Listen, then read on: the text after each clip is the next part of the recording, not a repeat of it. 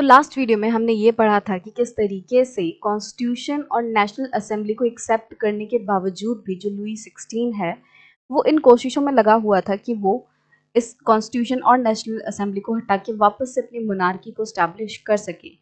और जब आसपास के देशों ने ये देखा कि फ्रांस में क्या हो रहा है, फ्रांस में कॉन्स्टिट्यूशन जो है वो स्टैब्लिश हो रहा है, तो आसपास के जो राजा थे वो भी डर गए और उन्हें ये लगा कि उनकी जो पावर है वो खतरे में हो सकती है। उनके खुद के देश के लोग फ्रांस के लोगों से इंस्पायर होकर विद्रोह कर सकते हैं। तो इस चीज़ से डर कर जो दूसरे देश के लोग हैं, जो दूसरे देश के राजा हैं, उन्होंने अपने ट्रूप्स को पेरिस में, फ्रांस में भेजने की सोची। अब जब नेशनल असेंबली को इसका पता चला तो इससे पहले कि जो आसपास के देशों के ट्रूप्स हैं वो फ्रांस में आते, उससे पहले ही नेशनल असेंबली ने पर्शिया एंड ऑस्ट्रिया के खिलाफ जंग छेड़ दी थी। और इसमें बहुत सारे लोगों ने वॉलंटियर किया, बहुत सारे जो लोग हैं वो जंग में लड़ निकले गए।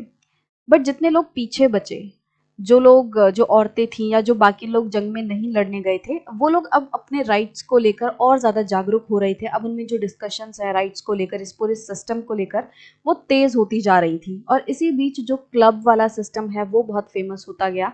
अलग अलग तरीके के क्लब्स बनने लग गए जिसमें कि लोग गवर्नमेंट की पॉलिसीज़ को डिस्कस करते थे, उस पर अपने आइडियाज़ देते थे, अपनी राय जो है वो देते थे। तो इन क्लब्स के थ्रू लोग अपनी अपनी जो ओपिनियन है उसको और ज़्यादा फैलाने की कोशिश कर रहे थे। और इन्हीं क्लब्स में से एक क्लब था जेकोबिन्स का, जिसको कि हेड कर रहे थे मैक्सिमिलियन रॉबेस्पियर।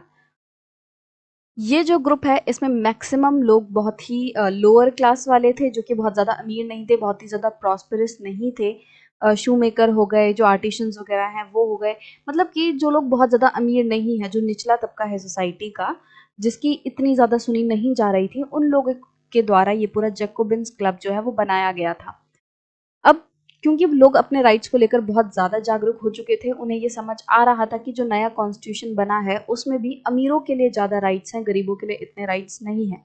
तो जैकोबिन्स क्लब के लोगों ने सोचा कि जो पेरिस के लोग हैं उनके साथ मिलके वो जो राजा का महल है उसमें स्टॉर्म करेंगे, उसमें हमला करेंगे और राजा को बंदी बना लेंगे। एक तरीके से विद्रोह करने का उन्होंने सोचा और ऐसा ही उन्होंने किया। अगस्त 10 में उन्होंने जो राजा का महल है उसमें उन लोगों ने हमला कर दिया और राजा को बंदी बना लिया। और बाद में राजा को मौत की सज़ा सुना दी गई। और उसके बाद जो राजा की वाइफ थी उनको भी सेम फेट से गुजरना पड़ा, उनकी भी सेम ही हालत हुई, उनको भी मौत की सज़ा दे दी गई। अब इसमें एक चीज़ और रह गई जो पॉइंट मैंने मिस कर दिया, वो था कि जो जैकोबिन्स क्लब है, जब उसने ये स्टॉर्म किया था, जब उसने राजा को बंदी बनाया था, तो उसके बाद ही वापस से इलेक्शंस भी हुए थे। और अब जो इलेक्शंस हुए थे उसमें सभी लोगों को वोटिंग राइट दे दिया गया था। मतलब जैसे पहले एक्टिव सिटीजन, पैसिव सिटीजन का सिस्टम था, उसको हटा दिया गया था और जितने भी आदमी हैं जो 21 साल या उससे ऊपर की उम्र के हैं उन सबको वोट देने का अधिकार दे दिया था। और इस टाइम जो असेंबली बनी वोट देने के बाद, जो लोग हैं उन्होंने वोट देके इलेक्टर्स को चुना और इलेक्टर्स ने जब आगे नेशनल असेंबली को चुना, तो इस बार की जो नेशनल असेंबली है उसे कॉन्वेंट नाम दिया गया। और अब कॉन्वेंट ने क्या किया, पूरे तरीके से जो मोनार्की है उसे एबॉलिश कर दिया और जो फ्रांस है उसे एक रिपब्लिक नेशन घोषित कर दिया। और उसके बाद जो राजा है और उसकी वाइफ है उनको सजा सुना दी गई थी मौत की। अब हम इस सेक्शन में देखेंगे कि क्या इस सब के बावजूद जो नया असेंबली निकल के आई, नए इलेक्शंस हुए, कॉन्वेंट जो है वो इलेक्ट हुई, तो क्या इन सब के बावजूद फ्रांस में सिचुएशन सही थी या अभी भी फ्रांस के लोग जो है वो सफ़र ही कर रहे थे। So this section is the rain of terror. Rain का मतलब होता है एक तरीके से शासन। तो अभी तक राजा का शासन था, बट अब हमें ये देखने मिलेगा कि राजा को हटाने के बावजूद भी जो फ्रांस के लोग हैं वो डर के माहौल में रह रहे थे। सिचुएशन एकदम सही नहीं हुई थी।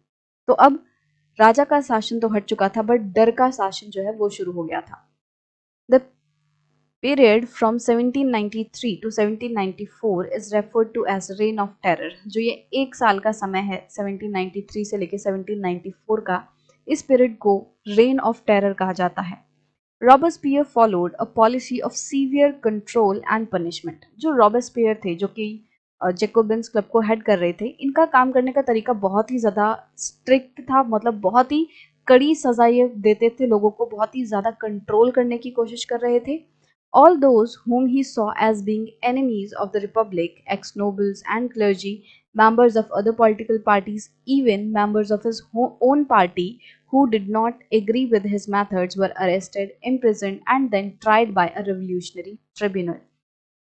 तो जो रॉबेस्पियर थे उनका काम करने का तरीका कुछ ऐसा था कि जितने भी लोग उन्हें दुश्मन की तरह नजर आ रहे थे, जितने भी लोगों को वो एनिमीज कंसिडर कर रहे थे जो कि उनके खिलाफ थे, उन सबको, कौन कौन से लोग जो एक्स नोबल्स थे, मतलब जो नोबिलिटी क्लास से बिलोंग कर रहे थे, जो क्लर्जीज थे, ये सब, साथ ही साथ कुछ ऐसी पॉलिटिकल पार्टीज जो उनके आइडियाज से, रॉबर्ट्सपियर के आइडियाज से मैच नहीं खा रहे थे, जो लोग उनके खिलाफ बात कर रहे थे, इसी तरीके से कुछ लोग जो उनकी खुद की पार्टी के थे बट वो उनके साथ एग्री नहीं कर रहे थे, इन सभी लोगों को रॉबर्ट्सपियर ने अरेस्ट करवा दिया, उन्हें जेल में डलवा दिया और उसके बाद इन पे केस चला। इनका जो ट्रायल है वो रेवोल्यूशनरी ट्रिब्यूनल में हुआ। ट्रिब्यूनल जो है वो एक तरीके से कोर्ट ही होता है, एक ऐसा कोर्ट होता है जो किसी स्पेसिफिक पर्पस के लिए बनाया गया हो। जैसे कि इंडिया में एनजीटी है, नेशनल ग्रीन ट्रिब्यूनल, तो ये एक ऐसा कोर्ट है जिसमें कि सिर्फ और सिर्फ एनवायरनमेंट से रिलेटेड जो केसेस हैं उनको सुना जाएगा। तो ट्रिब्यूनल एक ऐसा कोर्ट होता है जिसमें स्पेसिफिक चीज़ों की सुनवाई होती है। तो ये रेवोल्यूशनरी ट्रिब्यूनल इसलिए बनाया गया था जिससे कि ये जो जिन लोगों को एनिमीज समझा जा रहा है उनके ऊपर केस इन ट्रिब्यूनल्स में चल सके। If the court found them guilty they were guillotined. अब अगर किसी भी पर्सन को जिनको अरेस्ट किया गया है, अगर उन्हें गिल्टी पाया जाता था, उन्हें दोषी पाया जाता था, तो उनको गिल्टिन किया जाता था। इसका मतलब की होता है, guillotine is a device consisting of two poles and a blade with which a person is beheaded। ये एक ऐसी डिवाइस है जिसमें दो पोल रहेंगे और बीच में एक ब्लेड रहेगा, और बीच में ब्लेड क्या करेगा, यहाँ पे पर्सन का सर रखा जाएगा और ये ब्लेड जो है वो पर्सन की जो गर्दन है उसे काट देगा। तो बेहेड करना मतलब एक तरीके से गर्दन को काट देना। तो गिलेटिन एक ऐसी डिवाइस थी जिससे कि लोगों की गर्दनें काटी जाती थी। तो अगर किसी को भी दोषी पाया जाता था तो उसकी गर्दन कटवा दी जाती थी, राइट।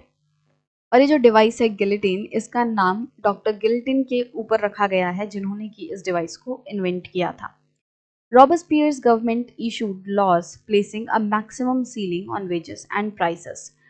अब फ्रांस में क्या हो रहा था, बहुत ज़्यादा प्राइसेस बढ़ते जा रहे थे और वेजेस लोगों की बढ़ नहीं रही थी। तो इन सबको ठीक करने के मकसद से जो रॉबेस्पियर की गवर्नमेंट है उन्होंने क्या किया, उन्होंने वेजेस को और प्राइसेस को मैक्सिमम लिमिट कर दिया। मतलब कि एक तरीके से उन्होंने एक मार्क सेट कर दिया कि इसके ऊपर वेजेस एंड प्राइसेस नहीं जा सकते। प्लेसिंग अ मैक्सिमम सीलिंग मतलब उन्होंने एक ऐसे हाईएस्ट लिमिट तय कर दी कि इसके ऊपर किसी की भी जो वेज है, जो दिहाड़ी है, वो नहीं जाएगी और चीज़ों के प्राइजेस भी इस लिमिट से ऊपर नहीं जा सकते। तो इस तरीके से एक लिमिट सेट कर दी। मीट एंड ब्रेड वर राशनड। जो मीट और ब्रेड है उसे राशन के तौर पे लोगों को बांटा गया ताकि सभी लोगों को खाना मिल सके। Peasants were forced to transport their grains to the cities and sell it at price fixed by the government. जो किसान थे उन पे बहुत ही ज़्यादा जोर दिया जा रहा था, उनको फोर्स किया जा रहा था कि वो अपने जो जो भी उन्होंने उगाया है, जो भी उनका प्रोड्यूस है, उसको अपनी जगह से, अपने गांव से लेके सिटीज़ में ले जाएं वो, और सिटीज़ में जाके उनको बेचें, वो भी उस प्राइस पे जो कि गवर्नमेंट ने उनके लिए सेट किया है। तो एक तरीके से पेजेंट्स के ऊपर बहुत ही ज़्यादा अत्याचार हो रहा था कि वो अपनी मर्जी से अपनी चीज़ों को नहीं बेच पा रहे थे, उन्हें सिर्फ उतना ही प्राइस मिल रहा था जो कि गवर्नमेंट ने ऑलरेडी सेट कर चुका है। वो नेगोशिएट नहीं कर पा रहे थे और साथ ही साथ उन्हें अपना सामान लेके अपनी जगह से, अपने खेतों से लेके उन्हें सिटीज़ पे जाना पड़ रहा था जो कि बहुत दूर थे, तो उन्हें ट्रांसपोर्ट करके वहाँ पे बेचने जाना पड़ रहा था। The use of more expensive white flower was forbidden. जो बहुत ही ज़्यादा एक्सपेंसिव वाइट फ्लावर होता है, एक तरीके से जो मैदा होता है, उसको फॉरबिड कर दिया गया, उसके यूज़ को बैन कर दिया गया। All citizens were required to eat पेन डिगेलिटे means equality bread a loaf made of whole wheat. अब सब लोगों को जो वाइट फ्लावर होता है उसको यूज़ करने से तो मना कर दिया था और ये बोला गया था कि जितने भी सिटीजन्स हैं उन सबको एक ही तरीके का जो ब्रेड है वो खाना पड़ेगा, जो कि है पेन डिगेलिटे। ये एक तरीके से ऐसा ब्रेड है जो सबके लिए इक्वल है, इक्वलिटी ब्रेड। और ये जो ब्रेड है वो कैसा था, वो होल व्हीट से बनता था, जो पूरा अनाज है उससे ये जो ब्रेड है वो बनाया जाता था और सबको यही खाने के लिए कहा गया था। Equality was also sought to be practised through forms of speech and address. अब ये जो इन्होंने एक्सपेंसिव वाइट फ्लावर पे फॉरबिड किया, बैन लगाया, और जो पेन डेगेलेटे है वही खाने को बोला, इसका मेन मकसद ये था कि इक्वलिटी को बढ़ा सके। इन्होंने इक्वलिटी को इंश्योर करने के लिए अलग अलग और तरीके अपनाए, जैसे कि थ्रू फॉर्म्स ऑफ स्पीच, कि लोग किस तरीके से बोल रहे हैं, किस तरीके से एक दूसरे को एड्रेस कर रहे हैं, इनके माध्यम से भी जो रॉबर्सपियर की गवर्नमेंट है उसने कोशिश की कि और इक्वलिटी आए। तो उन्होंने क्या कहा, instead of traditional monsieur means sir and madam, all French man and women were henceforth citoyen एंड citoyen citizens। तो अब क्या कहा गया कि पहले जिस तरीके से नॉर्मली सर या मैडम कह के एक दूसरे को बुलाया जाता था, या जो सुपीरियर लोग होते थे उन्हें सर और मैडम कह के बुलाना पड़ता था, जो नीचे वाले लोग हैं उनको, तो अब क्या कहा गया कि कोई इस तरीके से सुपीरियर्स को सर मैडम बुलाने की जरूरत नहीं है। अब से सिटोयन एंड सिटोयने हैं, मतलब अब से सब सिटीजन्स हैं। Churches were shut down and their buildings converted into barracks और ऑफिसेस। अब चर्चेस जो हैं उनको बंद कर दिया गया, और जो चर्च की बिल्डिंग है उनको बैरक्स मतलब जहाँ पे सिपाही वगैरह रहते हैं, वो बिल्डिंग होती है, वो जगह होती है जहाँ पे सिपाही रहते हैं, तो बैरक्स या फिर जो गवर्नमेंट के ऑफिसेस हैं उनमें चर्च को कन्वर्ट कर दिया गया। Robespierre pursued his policy so relentlessly that even his supporters began to demand moderation। अब जो रॉबर्सपियर है वो इतने ज़्यादा खतरनाक तरीके से अपनी पॉलिसीज़ को इम्प्लीमेंट करने पे लगे हुए थे, इतने बड़े लेवल पे वो स्ट्रिक्टनेस और सीवियरिटी दिखा रहे थे कि उनके खुद के जो सपोर्टर्स थे, जो उनके साथ थे, अब वो कह रहे थे कि रॉबर्सपियर को अपने काम करने के तरीके में चेंजेस लाने होंगे।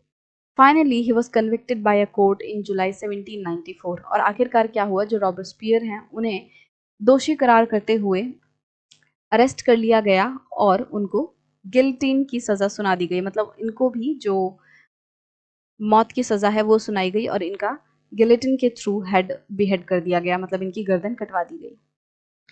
अब यहाँ पे एक और सेक्शन दिया हुआ है जिसके थ्रू ये बताने की कोशिश की जा रही है कि फ्रांस में किस तरीके से लिबर्टी को लेकर अलग अलग व्यूज़ थे। कुछ लोग लिबर्टी को एक तरीके से परसीव करते थे और दूसरे लोग लिबर्टी का अलग मतलब निकालते थे। तो उन व्यूज़ के बारे में हम इस सेक्शन में पढ़ेंगे एक एग्जाम्पल को लेकर। The revolutionary journalist Camille Desmoulins wrote the following in 1793।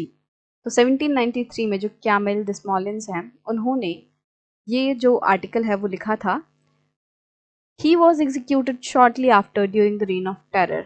और रेन ऑफ टेरर के टाइम पे, मतलब 1793 से 1794 जो है वो रेन ऑफ टेरर कहा जाता है। तो इस टाइम पे जैसे ही इन्होंने ये जो आर्टिकल लिखा था, इसके कुछ टाइम बाद ही इनको एग्जीक्यूट कर दिया गया था, इनको डेथ पेनल्टी जो है वो दे दी गई थी। Some people believe that liberty is like a child which needs to go through a phase of being disciplined before it attains maturity। तो ये कहते हैं कि कुछ लोगों को ऐसा लगता है कि जो लिबर्टी है वो एक बच्चे की तरह है, एक ऐसा बच्चा जिसको कि मेच्योरिटी तक पहुंचने से पहले उसे डिसिप्लिन होना होगा। कि जैसे छोटे बच्चे हैं, उन्हें पेरेंट्स क्या कहते हैं, उन्हें बहुत सारी चीज़ें सिखाते हैं, ये चीज़ करनी है, ये चीज़ नहीं करनी है, उन्हें पूरा डिसिप्लिन में रहने के लिए बोलते हैं। तो कैमिल ऐसे कहते हैं कि कुछ लोग ऐसा समझते हैं कि लिबर्टी एक बच्चे की तरह है जिसको कि मेच्योरिटी पे पहुंचने से पहले बहुत ही ज़्यादा डिसिप्लिन से होकर गुजरना होगा। क्वाइट द अपोजिट, बट वो ऐसा कहते हैं कि हकीकत इससे अपोजिट है, इससे अलग है। लिबर्टी इज हैप्पीनेस, लिबर्टी जो है वो खुशी है, reason, equality, justice, it is the declaration of right. तो लिबर्टी को वो इन सब चीज़ों से एक्सप्लेन करने की कोशिश करते हैं कि जो लिबर्टी है वो लोगों की खुशी है, लोगों की इक्वालिटी है, लोगों का रीज़न है, उनको जब न्याय मिले वो चीज़ लिबर्टी है, उनको जो राइट्स मिले हैं वो चीज़ लिबर्टी है। You would like to finish off all your enemies by guillotining them. और तुम्हें लग रहा है कि तुम अपने सारे जो दुश्मन हैं उन्हें तुम गिलिटिन करके, उनकी गर्दनें कटवा के तुम अपने सारे एनिमीज को खत्म कर दोगे। Has any one heard of something more senseless. क्या कभी किसी ने इससे ज़्यादा बेतुकी बात जो है सुनी है, मतलब कि तुम अपने एनिमीज को सिर्फ मरवा के खत्म करना चाहते हो। Would it be possible to bring a single person to the scaffold without making 10 more enemies among his relations and friends? तो वैसा कहना चाहते हैं कि तुम्हें लग रहा है कि तुम्हारा एनिमी है, जो तुम्हें लग रहा है कि तुम्हारी बात से सहमत नहीं हो रहा है, तुम उसको मरवा देना चाहते हो। तो क्या तुमने सोचा है कि तुम एक पर्सन को स्कैफोल्ड पे ला सकते हो बिना अपने 10 दुश्मन और बनाए? स्कैफोल्ड मतलब जिसपे फांसी दी जाती है, जो वो तख्त होता है, जिस एक काइंड ऑफ स्टेज जिसपे फांसी दी जाती है, तो उसको स्कैफोल्ड कहते हैं। तो कैमिल ऐसा कहना चाहते हैं कि अगर तुम किसी एक पर्सन को मौत की सजा दे रहे हो तो तुम मतलब 10 और दुश्मन खड़े कर रहे हो, क्योंकि जिस पर्सन को तुमने अपना दुश्मन समझ के उसको सजा दी है, उसको मौत के घाट उतारा है, उसके जो रिलेटिव्स होंगे, उसके जो फ्रेंड्स होंगे, अब वो तुम्हारे खिलाफ खड़े हो जाएंगे, अब वो तुम्हारे नए दुश्मन बन जाएंगे। तो इस तरीके से तुम अपने दुश्मनों की संख्या जो है बढ़ाते जा रहे हो और अल्टीमेटली कोई भी तुम्हारा अपना नहीं बचेगा, सब तुम्हारे दुश्मन हो चुके होंगे। तो इसीलिए सिर्फ मौत जो है, मौत की सजा जो है वो एक सॉल्यूशन नहीं हो सकता। On 7 February 1794, Robespierre made a speech at the convention, which was then carried by newspaper Le Monde Universel. Here is an extract from it. So 1794 में 7 फरवरी में जो रॉबस्पियर हैं उन्होंने कन्वेंशन के आगे एक स्पीच दिया था, जिसको कि जो ले मॉन्टियर यूनिवर्सल न्यूज़पेपर है उसने भी कवर किया था। तो उसका एक एक्सट्रैक्ट जो है वो यहाँ पे आपको बताया हुआ है कि उन्होंने क्या कहा। To establish and consolidate democracy. तो एक तरीके से ये वाला जो सेक्शन है इसमें हमें ये समझ आएगा कि रॉबस्पियर लिबर्टी को कैसे देखते थे, और ऊपर हमने समझा कि जो कैमिल हैं वो कैसे लिबर्टी को देखते थे। सो रॉबस्पियर कहते हैं, to establish and consolidate democracy, to achieve the peaceful rule of constitutional laws, we must first finish the war of liberty against tyranny. तो कहते हैं कि अगर हम चाहते हैं कि डेमोक्रेसी अच्छे से स्टैब्लिश हो, जो कॉन्स्टिट्यूशनल लॉज हैं, जो कॉन्स्टिट्यूशन है उसका लोग सही से पालन करें, वो सही से स्टैब्लिश हो, इसके लिए हमें सबसे पहले क्या करना होगा कि हमें जो लिबर्टी अगेंस्ट टायरनी की लड़ाई है इसे खत्म करना होगा। लिबर्टी का मतलब एक तरीके से आज़ादी, और टायरनी का मतलब एक तरीके से जो कुछ लोग अपनी पावर का बहुत ही गलत इस्तेमाल करते हैं और लोगों को कंट्रोल करने की कोशिश करते हैं। तो ये जो टायरनी है और जो लिबर्टी है, आज़ादी और एक तरीके से जो कंट्रोलिंग सिस्टम हो गया या जो राजा महाराजा वाला सिस्टम हो गया, इन दोनों के बीच में जो लड़ाई है हमें उसे खत्म करना होगा। We must annihilate the enemies of the republic at home and abroad. तो वो कहते हैं कि हमें रिपब्लिक के जो एनिमीज हैं, जो गणराज्य के एनिमीज हैं, ऐसे लोग जो रिपब्लिक को सही तरीके से नहीं देखते, जो रिपब्लिक सिस्टम के खिलाफ हैं, ऐसे लोगों को हमें एनिहिलेट करना पड़ेगा, मतलब कि उनको खत्म करना पड़ेगा, अपने घर में भी और बाहर भी, मतलब अपने देश में, इवन अब्रॉड, हमें जितने भी लोग रिपब्लिक के खिलाफ हैं उन्हें खत्म करना होगा। और एल्स वी शैल पेरिश, और अगर हमने उन लोगों को खत्म नहीं किया तो हम लोग खुद खत्म हो जाएंगे, हम लोग खुद पेरिश हो जाएंगे, डिस्ट्रॉय हो जाएंगे। In time of revolution a democratic government में रिलाई ऑन टेरर। और जब क्रांति चल रही होती है, जब रेवोल्यूशन चल रहा होता है, एक सिस्टम को पलट के दूसरा सिस्टम स्टैब्लिश करने की कोशिश होती है, तो एक जो डेमोक्रेटिक गवर्नमेंट है वो टेरर का सहारा ले सकती है, वो डर का सहारा ले सकती है डेमोक्रेसी को, जो रिपब्लिक है उसको स्टैब्लिश करने के लिए, ऐसा रॉबस्पियर कहते हैं। वो कहते हैं कि ठीक है, अगर डर का सहारा लेना भी पड़ रहा है, अगर लोगों को मारना भी पड़ रहा है तो इट्स फाइन, क्योंकि अल्टीमेटली हमें डेमोक्रेटिक गवर्नमेंट स्टैब्लिश करनी है। Terror is nothing but justice, swift, severe and inflexible. तो रॉबस्पियर कहते हैं कि जो टेरर है वो और कुछ नहीं बट वो जस्टिस है। ये जो डर का माहौल है ये और कुछ नहीं, ये न्याय है, लोगों को हम न्याय दे रहे हैं। ये जो सिस्टम है ये बहुत ही स्विफ्ट है, मतलब बहुत ही तेज है, सिवियर है, बहुत ही कठिन है या फिर बहुत ही दुख देने वाला है, और इनफ्लेक्सिबल है। इनफ्लेक्सिबल मतलब जो एकदम स्ट्रेट है, जिसमें कि चेंजेस का कोई स्कोप नहीं है। तो इस तरीके से वो टेरर को डिफाइन करते हैं कि ये लोगों को जस्टिस देने वाला है, और ये एक ऐसा हथियार है जिसको कि बहुत ही तेजी से इस्तेमाल करके, जिसको कि अगर हम इस्तेमाल करेंगे तो जो चेंजेस हैं या फिर जो इनका मकसद है वो बहुत ही तेजी से और बहुत इफेक्टिवली पूरा हो जाएगा, ऐसा इनको लगता है। And is use to meet the most urgent needs of fatherland. और ये जो टेरर है इसको जो सबसे ज़्यादा अभी ज़रूरत है फादरलैंड को, उस ज़रूरत को पूरा करने के लिए इसको इस्तेमाल किया जा रहा है। मतलब रॉबस्पियर ये कह रहे हैं कि अभी इस टाइम पे फ्रांस में जो सबसे ज़्यादा ज़रूरत है कि रिपब्लिक जो सिस्टम है वो स्टैब्लिश हो, उसको स्टैब्लिश करने के लिए टेरर का इस्तेमाल किया जा रहा है। फादरलैंड मतलब एक तरीके से जैसे हम अपनी जो धरती है, जो हमारी ज़मीन है, अपना देश है, उसे हम फीमेल के रूप में देखते हैं, माता के रूप में देखते हैं कि धरती माता है, हमारा जो भारत है वो माता है, भारत माता। इसी तरीके से ये लोग फादरलैंड बोल रहे हैं। तो फादरलैंड की जो भी सबसे अर्जेंट नीड है उसको मीट करने के लिए, उसको पूरा करने के लिए टेरर का इस्तेमाल ये कर रहे हैं। To curb the enemies of liberty through terror is the right of the founder of republic. और वो कहते हैं कि जो लोग रिपब्लिक के एनिमीज हैं, रिपब्लिक के दुश्मन हैं, उनको कंट्रोल करने के लिए, उनसे निपटने के लिए टेरर जो है वो सबसे सही रास्ता है। तो ऐसा रॉबस्पियर का सोचना था, और डेफिनेटली ये जो उनका सोचना था, उनकी जो सोच थी वो गलत थी, और इसीलिए उन्हें फिर सजा भी मिली, उन्हें कन्विक्टेड पाया गया 1794 में। और उसके बाद अगले ही दिन उनको गिलेटिन जो सजा है वो वाली दे दी गई, उनकी गर्दन काट के उनको मौत की सजा दे दी गई।